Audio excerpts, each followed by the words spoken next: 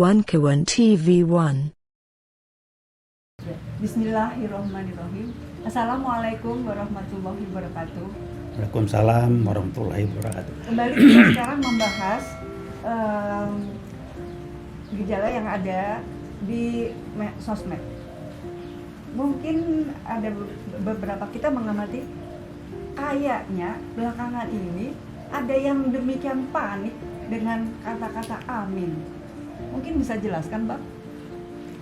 Lucu bener, nggak pernah ada di benak saya. Jadi ramai sampai guyonan, nggak tahu apa betul atau enggak.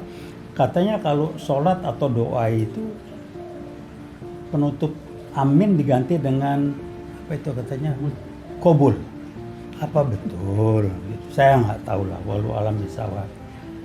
Buat saya sih jadi konyol ini. Konyol apa? Menggambarkan ya kualitas berpikirnya itu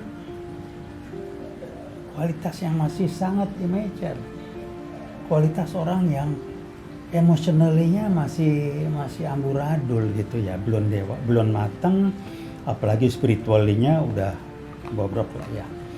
Karena gini, kalau memang kata-kata salah satu paslon nomor 1 itu dia menyampaikan ke publik singkatan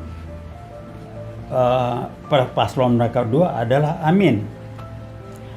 Kalau memang ini akan dianggap nggak benar, merusak agama gitu ya, KPU mesti bilang, jangan pakai nama amin, ganti ini, ganti itu, nggak boleh amin, ganti pakai nama qabul misalnya nih. Ini nggak dilarang, nggak ada ini karena memang nggak bisa dilarang singkatan amin. Kenapa nggak bisa dilarang? Kalau pakai nama amin nggak boleh. Nama-nama orang yang pakai amin, termasuk Pak Amin Rais, nggak boleh, mesti diganti itu. Paling enggak, sampai dengan Pilpres selesai, Pak Amin Rais nggak boleh pakai nama Amin Rais. Paling tidak boleh dibaca aminnya, tapi boleh Pak Rais. Wah, barang maaf Pak Amin Rais, ini guyonan aja. Saya punya teman lagi kuliah dulu, udah meninggal, namanya Amin Nullah. Nggak boleh pakai Amin Nullah kalau begitu. Apa enggak? Nullah. Masih banyak teman saya Amin lagi. Ada teman saya Amin Derajat, halo Pak Amin Derajat. Anda nggak boleh Amin Derajat, panggil Pak Derajat aja. Yang lain. Apa sampai begitu?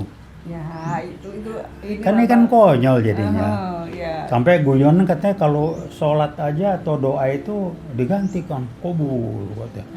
Jadi kemudian paslon nomor 1. Jadi kalau sholat itu waktu at-tahiyatnya nggak boleh 1 jarinya. Ini sakit yang ngomong, saya pikir nih. Sakit. Ya udah segala cara. Sebetulnya itu yang pertama mungkin ya panik juga, dan segala cara dilakukan untuk bisa menjelekkan atau menekan atau mungkin maksudnya mau membuat pihak tertentu itu kurang tepat, atau membuat pihak tertentu itu tidak bijaksana deh. Tapi juga pihak KPU juga tidak melarang. Jadi gimana dong? Ini kan gampang. Dengan mereka bereaksi seperti ini adalah mereka tidak ingin nama amin itu menjadi dalam tanda petik lebih populer.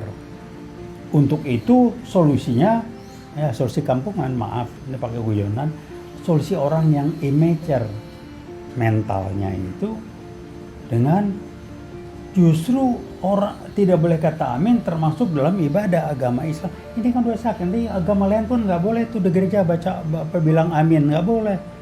Qabul gitu kan. Ini orang sakit jiwa ini orang, benar. Tolong dicek. Saya sih bilang ada kelainan mental nih nggak beres. Tapi ya inilah kualitas. Kenapa begini? Kembali saya ngatakan kualitas suatu masyarakat adalah cerminan, refleksi, konsekuensi, reaksi dari kualitas orang nomor 1 di negara ini. Kalau kualitas masyarakatnya seperti ini, jongkok atau banyak yang jongkok, kualitas dampak dari atau konsekuensi dari kualitas jongkok orang nomor 1-nya sudah mulai cukup mewarnai ke bawah. Siapa yang diwarnai? Mereka-mereka yang kualitas mentalnya sesama. Karena kalau orang ngomong, wah susah gabung, nanti saya kebawa jelek. Orang yang terbawa lingkungan yang jelek itu adalah orang yang belum punya prinsip hidup yang jelas. Kalau bahasa bukunya SQ-nya jongkok. Kalau orang sudah punya prinsip yang benar, dia tidak akan pernah terbawa lingkungan. Ya. Itu aja ukurnya gampang. Jangan nyalain lingkungan. Kalau lingkungan disalahin, lingkungan tidak pernah membentuk, kita yang membentuk lingkungan. Jangan dibalik. Ya. Ini kan nyalain lingkungan malah. Lu yang bahlul, lingkungan lu salahin. Bahlul ya, bukan bahlil. Demikianlah ya Bang ya. Jadi situasi terkini yang serba serba gambaran orang yang tadi itu ya tidak mature, mudah panik, mudah terpengaruh oleh hal-hal yang sebetulnya terang saja, yang sebetulnya selama ini juga tidak masalah. Iya, gitu kok ya. dipermasalahkan? Nah, itu ya, yang tidak masalah menjadi masalah, sementara ada masalah lain loh Bang yang Nah, harus iya, diselesaikan. betul. Masalah negara ini sangat banyak yang harus diselesaikan. Iya, jadi contoh ya, IKN tiba-tiba bikin IKN reaktif. Mana Bappenasnya? Ada rencana waktu dari 2014 jadi presiden sudah disampaikan memindahkan ibu kota kayak mengirim mobil aja. Itulah kualitas orang yang lain diem bengong, pelangap-pelongo tuh nular. Siapa yang ketularan? Orang yang kualitas mentalnya sama. Nah ini yang kasus yang tadi kan soal kasus Amin apa itu. Ini salah satu menteri yang masih ngomong yang saya menduga keras. Kalau dia tidak bereaksi, tidak ngomong seperti apa yang seharusnya dia sampaikan, perilaku dia tidak seperti itu, maka kasus korupsi dia saat yang lalu itu akan dibongkar. Ketua parpol yang kelakuannya aneh, yang ngomongnya nggak jelas, yang sekarang masih menjabat, saya nggak sebut namanya, udah pasti ada kasus. Ada yang kasus minyak goreng apa, ada yang kasus hutan apa. Ini tinggal dibuka aja. Itu kan gayanya Pak Jokowi gitu mensandera. Lo nggak nurut, gue buka. Lo ini kan, kenapa? Karena Pak Ahok pernah cerita ke saya dulu ketika kita sempat dekat. Pak, ini strateginya Pak Ahok. Nih, halo Pak Ahok. Saya nggak berani di apa-apa. Ini ingat Pak Ahok ya, kita ngomong di ruang dekan Fakultas Kedokteran di Salemba waktu saya tanya, Pak Ahok kok berani sih keluar dari Golkar waktu itu, pada Anda wakil bendahara ya. Gampang Pak, saya pegang rahasianya. Kalau dengan saya buka rahasianya. Nah, ini serahnya ini dipakai. Lo nggak nurut, gue buka rahasia lo, disandera. Jadi siapa yang nggak nurut? Tersandera. Nah, karena itu supaya kita itu tetap bisa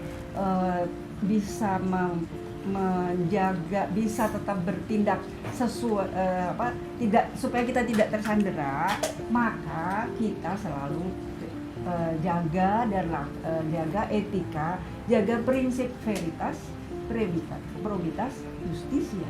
Jadi dari 3 parpol yang paling enggak gini lah, dari parpol pendukung rejim, cuman 1 ketua parpolnya tidak ikut jadi pejabat. Dia nggak bisa diperes, Nasdem. Yang dikerjain siapa? Menterinya. Dia bilang silakan aja, dibongkar sama menterinya. Begitu kasus Kominfo dibongkar, kona banyak yang terlibat. Tapi ketumnya Pak Surya Paloh nggak bisa diapain, dia nggak ikut. Ketum yang lain, Demokrat, PKS, dan satu lagi apa ya? Ya 2 itu ya, Demokrat dan PKS. Karena nggak terlibat, dia berseberangan, aman tuh, nggak bisa diapa-apain. Jadi gampang kok sekarang. Nah dia lagi mabok sama Nasdem. Karena Nasdem gue bantu sampai akhir masa jabatan. Saya pesannya begitu tuh. Tapi setelahnya sorry, gue nggak dukung. Gue dukung calon gue. Padahal kalau calonnya menang, Jokowi yakin saya di kerangkeng. PKI gaya baru bubar dan banyak yang ditangkap-tangkapin. Karenanya to be or not to be, nggak ada pilihan. Itu aja, silakan. Ya, nah ujung-ujungnya itu Bang, di kerangkeng itu Bang, itu yang menjadi momok dan membuat dia panik, lalu menggunakan sandera, menyandera, membuat orang menjadi tersandera. Tapi tapi menarik ya, saya nggak tahu. Ini mungkin sinarionya Allah ya. Udah dia begitu, bikin blunder menurut saya yang sangat stupid, bodoh. Nepotismenya dibangun. Gibran yang nggak jelas pelangap-pelongo jadi wali kota di Solo dengan cara yang udahlah ya. Orang nggak reaksi, diam. Saya bilang Masya Allah, diam. Jadi cawapres. Dengan MK bermain, saya bilang minta ampun.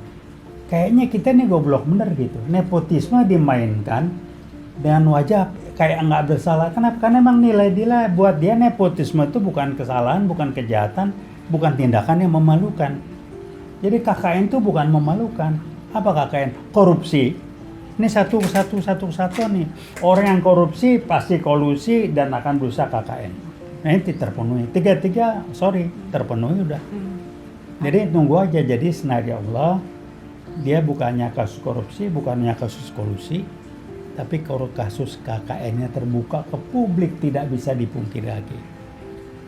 Jadi ini mau ngeles dari mana? Ya, Si sudah. pelangap-pelongo ini ijazahnya juga nggak jelas, mukanya maaf aja lah. Udahlah, saya nggak nanti ada masalah besar gitu kan, udah saya bahas khusus di video. Tapi saya publik ingat, publik tahu saya bilang bangsa ini kok dikasih yang lucu-lucu sama yang Maha Kuasa ini, pembelajaran yang luar biasa. Biar bangsa ini belajar dan jadi kapok. Kalau nggak kapok-kapok. Bangsa ini begonya terus-terusan. Halo DPR, halo MPR. Mestinya Anda membubarkan diri lah ya. Tapi yang sangat jenaka, masih semangat orang. Wah, ikut pencalonan DPR. Lu lihat yang sekarang aja nggak bener, lu nyalonin diri lagi. Lu nggak malu apa? Sama tuh orang kualitasnya.